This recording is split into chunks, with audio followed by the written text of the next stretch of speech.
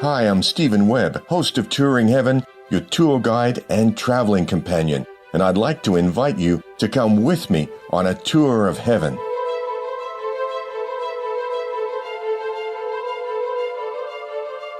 This is, of course, about going to China, but not the physical, transient China you've seen on the screen. Crowded streets, traffic noise, masses of neon signs, and miles of square apartment buildings. Where we're going is to the eternal China. China the beautiful, the etheric level of China that's a part of heaven. We're going there in our etheric body, while our physical body is fast asleep at home. Take your time with your prayers and meditations, and relax. Look up for our escort angels, and we'll set a heading for Kuan Yin's Temple of Mercy in the etheric hills north of Beijing. This is going to be an eye-opener about what sacred China was and is meant to offer the world. If you haven't heard the introduction episode of Touring Heaven, now might be a good time to skip back there for an orientation, so you have an understanding of how we get there. We're on our way, angels before us, behind us, beneath, above, and on either side. This is going to be good. From high over etheric Beijing, we glance down and notice the forests and green meadows and the fortunate absence of the smog and dust storms you might see over physical Beijing. Just north of there, in the etheric wooded hills, we see a large temple complex, appearing from above as golden concentric circles set within a forest. Spiraling in and around, our first impression is that we're approaching a holy place, positioned with the eye of a divine artist, utilizing the best backdrop, foreground, and proportions of the surrounding hills. And angling in at a lower altitude, we see circular pagodas set in feng shui perfect landscaping, and even closer we can feel that it's special. A place of crystalline pink rays in the air, divine beauty, the feeling of comfort, conveyed by the balance of earth, air, fire, and water elements, the calming, quintessential essence of Chinese culture. We can see the temple complex is centered on a 6-story, gold-domed pagoda surrounded by ponds, bridges, and finely detailed landscaping. Then there are 12 4-story pagodas evenly placed around the glistening central temple. The balanced hues and shades of the landscaping, trees, gardens, ponds, and winding paths between the temples sends out a feeling of relaxation and well-being. We're just about to touch down on lawn surrounded by cherry blossom trees, but it's like we're gently descending into a huge sphere of millions of pink petals. The feeling is of indescribable softness around us. It's such a relief to be here, inside a fragrant pink canopy, a masterpiece of divine nature. On the ground, our guide is waiting for us, a lady master, gracious and elegant, open and friendly as we soon find out. She reminds us of Gautama, observant of our interests. But this is heaven, so the surprises begin right away. While we're certainly relaxed and at peace in this fantastic place, it seems we're also expected to be focused and alert. In the physical China, there'd be lengthy rituals for socializing, dining, and small talk. In the etheric China, conversation begins without formality on the mind of God. Our guide comments that the mind of God perceives the integration of all things as an interdependent whole. She introduces us to the musical tones associated with each of the 12 outer temples. We know about the major and minor tones within a piano scale, but this is deeper. At the entrance to each temple, specially tuned wind chimes made of crystal and precipitated metal move in the breeze and sound the notes related to the divine quality of that temple. Who knew that the formless qualities of God could be expressed as musical keynotes? Our guide invites us to experience the continuing sound and radiance while we tour the flame rooms and classrooms on the 4 levels of all 12 temples. Hearing the chimes triggers long-forgotten feelings that bypass the mind. The feelings are of upwelling fountains of love that we don't normally talk about because we don't normally feel this way. Too surprised to speak about our newfound capacity to feel love, we access the second, third, and fourth levels from a stairway spiraling up and around the outside of the pagoda-style temples. The chimes greet us again in the breezeway at each landing, and the Lady Master asks us to describe what we're hearing. Apparently, the sound of wind chimes isn't a detailed enough answer. It becomes clear she's a musician of great attainment as she presents us with the spiritual understanding of the notes we're hearing.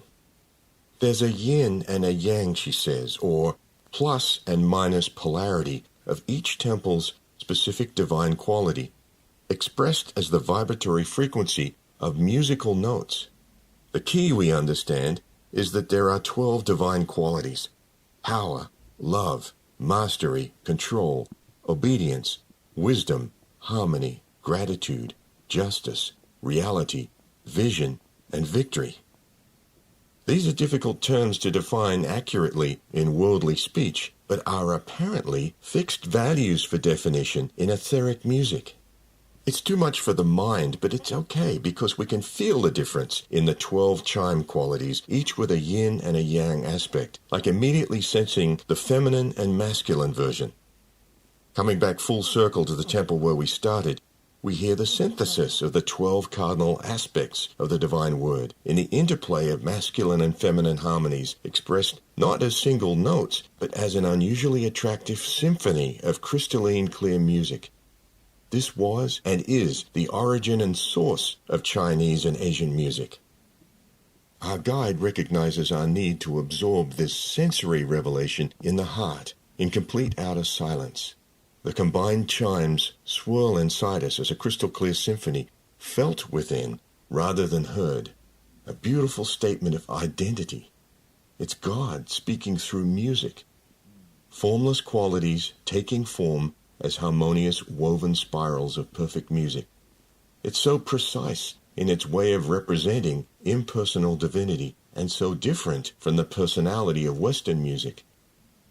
We're a little awed as we realize God has just spoken to us, describing one of the ways of knowing the divine identity. Are we expected to respond? How do we describe our divinity in music? Our guide seems to be reading our thoughts, and she laughs. You could spend hours with experts in your world debating the origin, structure, and meaning of Chinese music, she says. But the real source is in far higher realms.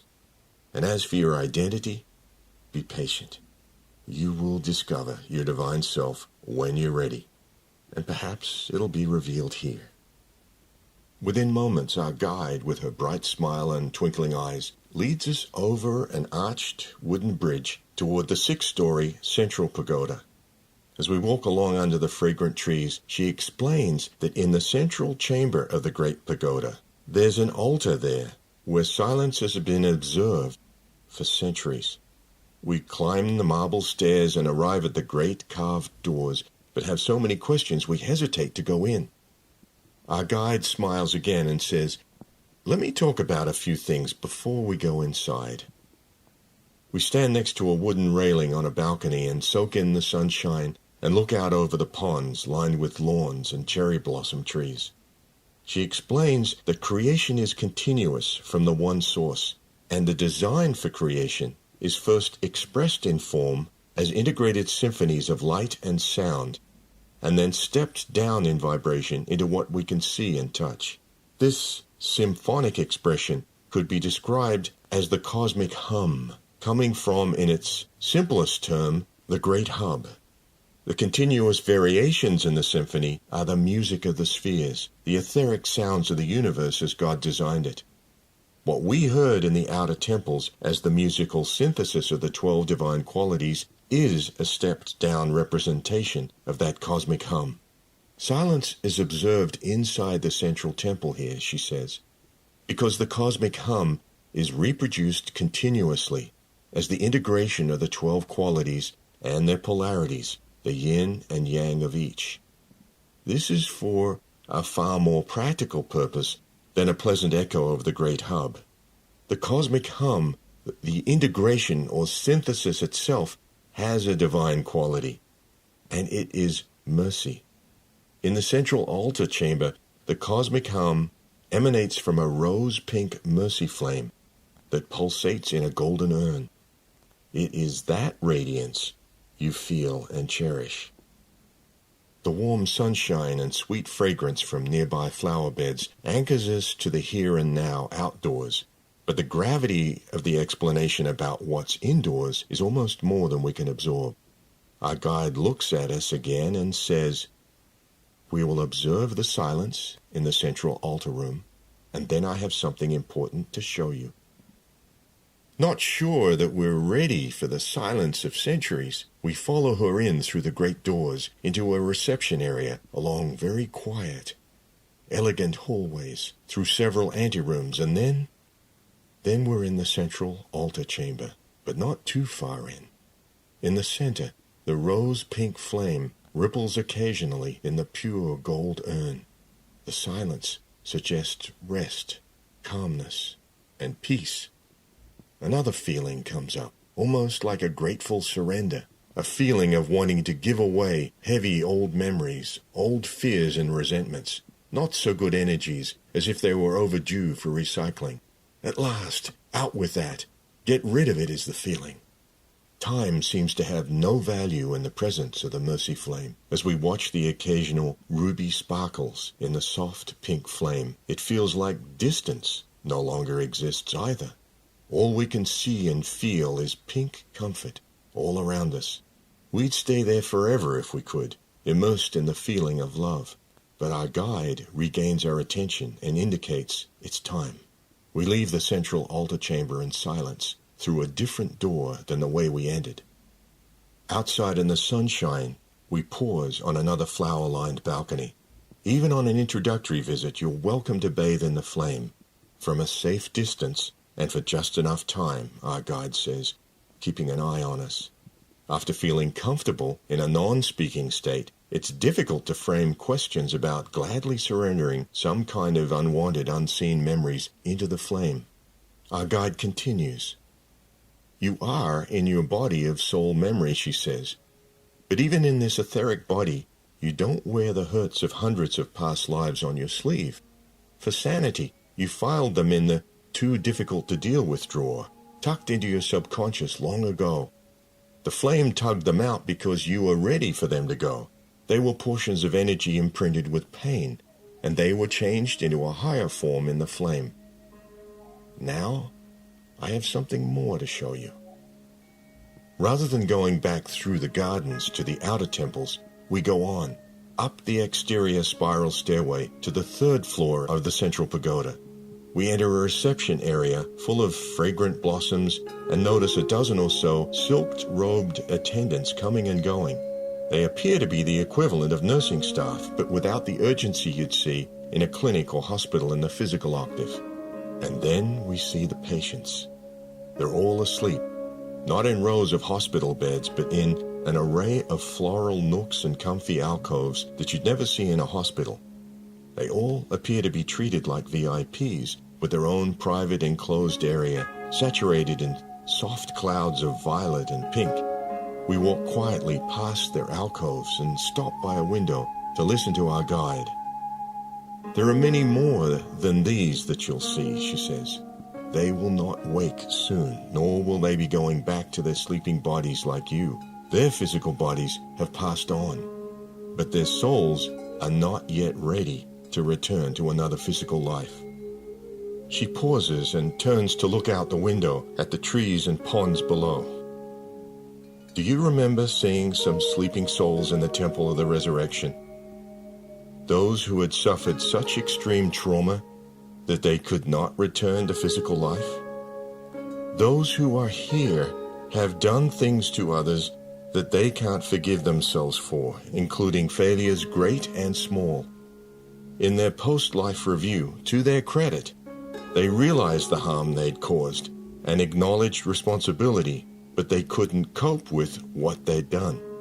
They still cannot accept that God would ever forgive them, and they can't forgive themselves. They have their karma to deal with and are in torment. But if they felt they were unable to repay the debt to life, they would not be able to function in your world. And so these souls sleep here in the radiation of the forgiveness flame, which, as you can see and feel, is pink and violet, until they absorb enough to consider waking, forgiving, and serving here for a while. Eventually they will return to physical embodiment to fulfill their divine plan and to balance the debts they owe to life. Perhaps in our world, we would back away from the presence of individuals we might consider had such burdens, maybe even run as fast as we could, but not here. Somehow, the scope of mercy and forgiveness here is of such divine magnitude and significance that we can only marvel in silence. Not knowing what to do next, we look to our guide. "Come on," she says. "There's someone I'd like you to meet." As we walk outside to the stairs, our guide explains a few things. "I have been invited to offer a few observations that may be helpful before I introduce you to the hierarch of the retreat, the Bodhisattva Kuan Yin. You may have already noticed that there are no boundaries between religions in heaven. Buddhism and Christianity and all the other religions are integrated as one whole here.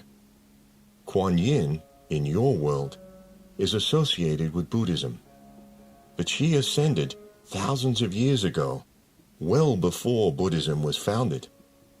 Buddhism adopted her later. So please, this way," she says on the stairs. "We're going up." We climb the stairs with her and look in on the attendants on the 4th and 5th floors. A few of the patients appear to be conscious, sitting up. At just a glance, we can tell there are delicate conversations going on, and we don't want to interrupt. Our guide continues when we return to the stairs. "Another observation, as preparation," she says. Kuan Yin, or as she's often called, Kuan Shih Yin, means the one who regards, looks on, or hears the sounds of the world. When Kuan Yin ascended, she had the option of choosing perpetual bliss in nirvana, and she was on the threshold of stepping up in vibration, but she paused to listen to the sounds of the world. They were cries for help, and so she turned back to help. The level of commitment Kuan Yin made was that of a bodhisattva, or being of enlightenment.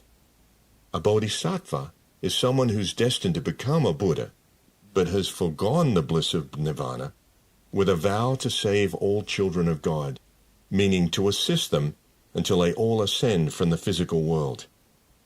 One does not take that vow lightly.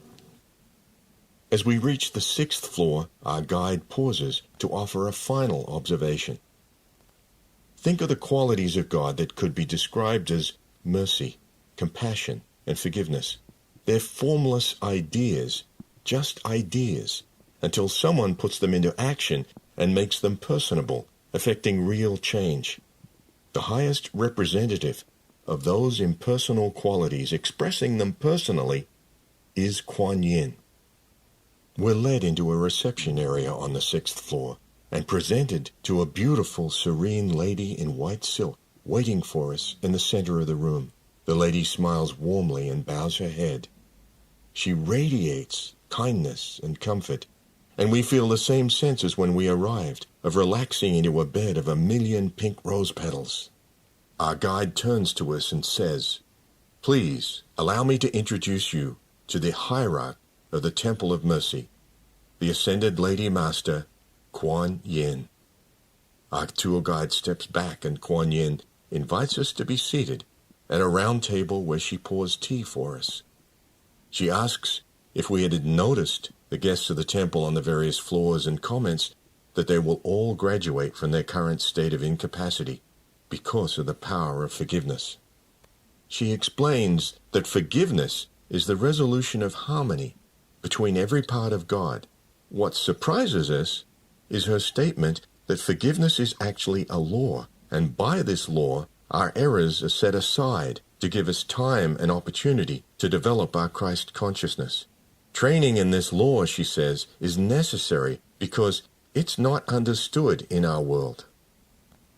But forgiveness is not the balancing of karma, Kuan Yin says.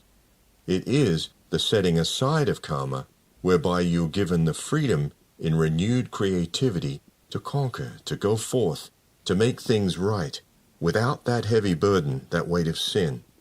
And when you come to that place where you have further attainment, then, according to the law of forgiveness, that karma that was set aside is returned to you. And in your heightened state of consciousness, in the plane of self-mastery, you're quickly able to place in the flame that substance for transmutation and to pursue your higher calling. Kuan Yin then offers us an example where if someone stole your purse or wallet and then he or she told you they were sorry for taking it, you might forgive him or her, but the matter isn't closed, karmically speaking, until they return that item to you with all the money intact, or they make whatever restitution is necessary. Forgiveness isn't the balancing of karma, it's the setting aside of karma temporarily, so that you don't have to carry a burden you don't understand yet, or don't have the mastery to repay. Forgiveness buys time to gain the maturity needed to repay the debt. Consider if the situation was not about a wallet, but a massacre, intentional or unintentional. How much love, mastery, and maturity would be needed to repay that debt? Part of the training in the law of forgiveness that Kuan Yin refers to involves the saying, "Let bygones be bygones, forgive and forget." She tells us that if you can still resurrect the memory of a wrong that has been done to you, then you haven't truly forgiven. In order to forgive, the record and memory must be dissolved. The record and memory are like scar tissue. If they're retained in the subconscious, they tie up the energy from the event indefinitely. Kuan Yin promises that on subsequent visits, we would be able to take classes on what record and memory meant, to actually understand that all events, good, bad, and otherwise, are recorded in God's memory in ourselves. Jesus' teaching on the law of forgiveness is identical because the law is as old as mankind's need for it. There is a proven path to freedom from the heaviest karma, she says, and it can be learned and mastered. Then she rises and walks to the stairs. Looking over the cherry blossom trees and ponds, Kuan Yin suggests that in the coming days we'll be offered an opportunity in our waking physical state to be tested. Situations could come up where a wrong may occur, and we'll be prompted to choose a negative response or a forgiving one. Afterward, an intuitive prompt will allow us to review the consequence of our choice. Such tests would determine which class we would join when we arrive here again for more training. We feel a prompt to return Kuan Yin's graceful bow and her smile as we say goodbye and rejoin Our Lady tour guide at the next landing. It feels natural to tell our friend how surprisingly easy it was to take in concepts we hadn't heard before or had long forgotten, and how comfortable it felt to be so close to Kuan Yin. We take our time going down the stairs, across the bridge, and into the gardens. Think about that idea of being that close, our guide says, stopping under a cherry blossom. Consider that I am an ascended master, but Kuan Yin is a cosmic being. Her awareness not only encompasses this earth, but she is the personification of God's mercy throughout the universe. Moments go by before we're able to gather our thoughts enough to wonder, then why would she talk to us? She is a Bodhisattva, our guide says, answering our thoughts. She turned back from nirvana to set all life free. All who come and go from here leave with an inner knowing and certainty that they are loved, that they can go back to the world to try again and to succeed. As we contemplate her words, a bright cloud of sapphire blue and white auras descend from the sky and warm angelic arms reach out to us. It's time for the journey back to our sleeping bodies, back to our world of coping with each day. But there's a moment of realization as we rise skyward. We can come back here any night we choose. We're welcome here in heaven, where it's normal to feel that closeness of being loved as we learn. Tuition is free, and as we know, the travel is free. And then there's the anticipation of knowing there's going to be some follow-up. We're going to be reminded that this is all real. Situations are going to come up where we won't consciously remember any of this, but there will be a prompt after an interaction that we were just tested on forgiveness, and we'll have to look at how we did. The bigger picture is we'll be taking the amazing heavenly concept back with us that we have the right to be tested.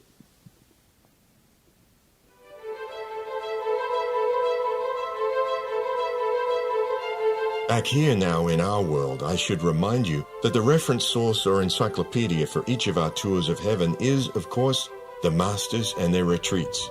You can browse the table of contents or buy the book on AscendedMastersSpiritualRetreats.com, and you can reach me there by email. Next tour, we're in India, in the etheric foothills above Darjeeling in the Himalayas, to visit our indispensable teacher and master of the will of God, El Moria, in the Temple of Goodwill. Thanks for taking this astounding tour with me to the Temple of Mercy and into the presence of far more love and forgiveness than we're used to. Knowing that we're going to be tested, I can only say, always victory.